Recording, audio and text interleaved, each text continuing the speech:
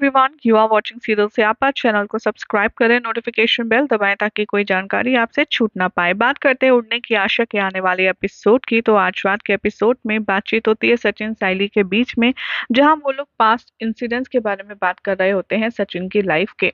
वो कहता है कि मेरी माँ मुझसे पहले बहुत प्यार किया करती थी। साइली कहती है मुझे जानना है ऐसा क्या हुआ था जिसकी वजह से अब काकू तुमसे बिल्कुल पसंद नहीं करती तुम्हें और ना ही अपना बेटा मानती। सचिन उसे कुछ नहीं बताता, वो अपने आप में ही रखता है। वो बिलीव करता है कि कुछ चीजें राज रहें तो ही अच्छा है। सचिन यहाँ घर में आता है, साइली उसको कोई भी कॉल नहीं आता है उसकी माँ का। तभी सचिन नोटिस करता है कि साइली काम कर रही है किचन में बहुत लंबे समय से, और वो अपना टाइम अपना बिजनेस निग्लेक्ट कर रही है। वो उसे सजेस्ट करता है कि तुम्हें अपने काम पर फोकस करना चाहिए घर के काम करने के बजाय। तभी रेणुका सुनती है इन दोनों की बातें और सचिन से कहती है कि तू अपनी बीवी को उल्टी सलाह क्यों दे रहा है। रेणुका कहती है साइली पहले तू घर के सारे काम कर, उसके बाद अपने काम पर जा।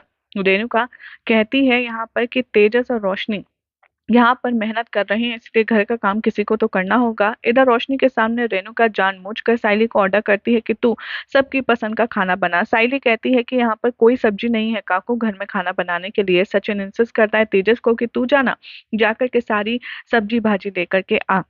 रेणुका डिफेंड करती है तेजस को, लेकिन परेश ऑर्डर करता है तेजस ही मार्केट जाएगा सब्जी लाने के लिए। थोड़े टाइम के बाद तेजस वेजिटेबल्स लाता है जिस तरीके से उसकी वाइफ ने ऑर्डर किए होते हैं, और हर कोई सरप्राइज हो जाता है तेजस का आइडिया देखकर। यहाँ पर वो देखता है कि कैसे उसने ऑलरेडी इतनी सारी सब्जियां खरीदी होती हैं जिसमें इतना सारा पैसे वेस्ट हो जाते हैं। तेजस से पूछा जाता है कि ये सब क्या है। सचिन उसे दोबारा कहता है कि तूने इतनी बड़ी मिस्टेक कैसे करी। परेश यहाँ पर तेजस से कहते हैं कि तूने सबकी बात को इग्नोर किया और जो तेरे मन में आया तूने वही किया ना। तेजस तुझे पता भी है कि बिजनेस कैसे चलता है, इस बिहेवियर से तू बिजनेस तो क्या दुकान भी नहीं चला पाएगा। परेश और सचिन सेलिब्रेट करते हैं अगले दिन, क्योंकि यहाँ पर एनिवर्सरी होती है सचिन की। सचिन यहाँ पर हार्डली याद कर पाता है अपनी एनिवर्सरी। साइली बहुत ज्यादा बुरा फील करती है और गुस्से में अंदर चली जाती है। सचिन आता है और उससे माफी मांगता है, उसका गुस्सा शांत करने की कोशिश करता है, लेकिन वो अपसेट हो जाती है ये देख करके उसके हस्बैंड को कुछ भी याद नहीं है उनके रिलेशनशिप के बारे में। वो कहती है हम पहली बार कब मिले थे बताओ, लेकिन सचिन कुछ भी ठीक से जवाब नहीं दे पाता और सचिन पर गुस्सा हो जाती है साइली। साइली यहाँ पर रिमेम्बर करती है आखिर उसने कैसे सचिन को पहली बार देखा था जब वो एक अनजान को पीट रहा था।